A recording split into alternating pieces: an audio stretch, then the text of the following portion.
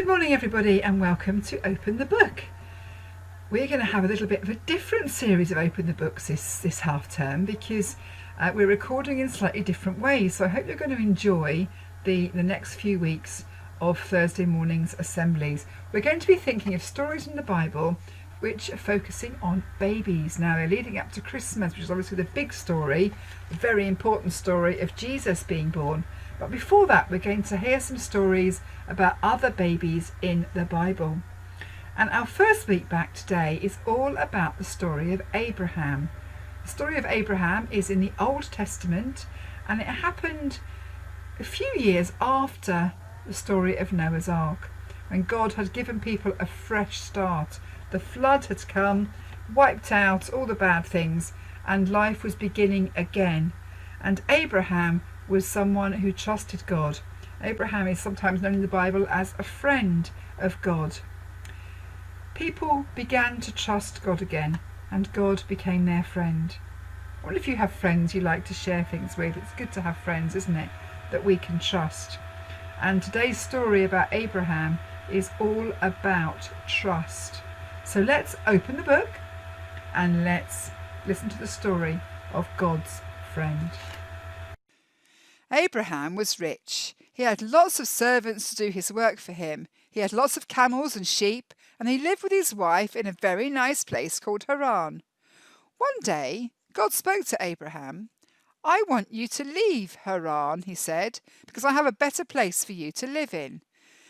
Now, Abraham might have said something like, "Where or how far?" or "Thank you very much, but I'm quite happy here." But he didn't. In fact, he said nothing at all. He just gathered up his wife and his servants, his camels and his sheep, and went where God led him. Why? Because Abraham trusted God. It was as simple as that. Canaan was the place where God led Abraham. A land flowing with milk and honey is what some people called it, which means there were many cows and goats and bees there, plenty of flowers and grass for the animals to eat. It was a very pretty place, even nicer than Haran, and Abraham liked it very much. The only problem was that Abraham had no children, and besides that, both he and his wife Sarah were very old. Grandpa and Grandma are old, maybe even older than that. But Abraham trusted God, and one night God said to him, "Abraham, look up. Do you see the stars? One day you will have so many children and grandchildren and great-grandchildren that counting the stars will be an easy job compared with counting them. Now, Abraham, look down. Do you see the ground? One day there'll be more members of your family than there are bits of the earth on the ground." What did Abraham do? He chuckled, that's what. He giggled, he chortled, he laughed. "Me and my wife have children? We're too old for that." But God wasn't joking. "You will indeed have a son," he said, "and through your family I will do wonderful things for the world." So Abraham trusted God, and it wasn't long before God sent 3 messengers to visit him. Abraham was very kind to them. He washed their feet, which was a polite thing to do in those days. Then he served them fresh baked bread and creamy beef stew. It was delicious. And as the visitors were patting their tummies and wiping their mouths, they said, "We'll be back next year, and when we return, Sarah will give birth to a son." Someone giggled, someone chortled, someone laughed. But it wasn't Abraham this time. It was Sarah who'd been listening in the tent nearby.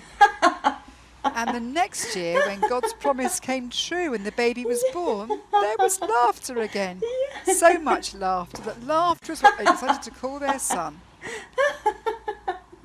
So God's promise to Abraham did come true. He did have children and grandchildren and great-grandchildren and great-great-great-great-great-great-great-grandchildren. And Abraham was glad that he had trusted God. And close your eyes for a moment and just think about people who we can trust. Think about how good it is to have a friend or a family member that you can trust, you can rely on. I'm going to say a prayer, and if you want to make it your prayer, you can say Amen at the end with me. Dear God, thank you for friends that we can laugh with and friends that we can trust. Thank you that Abraham trusted you and was called a friend of God. Help us to understand what it means to trust you and be a friend of God too. Amen.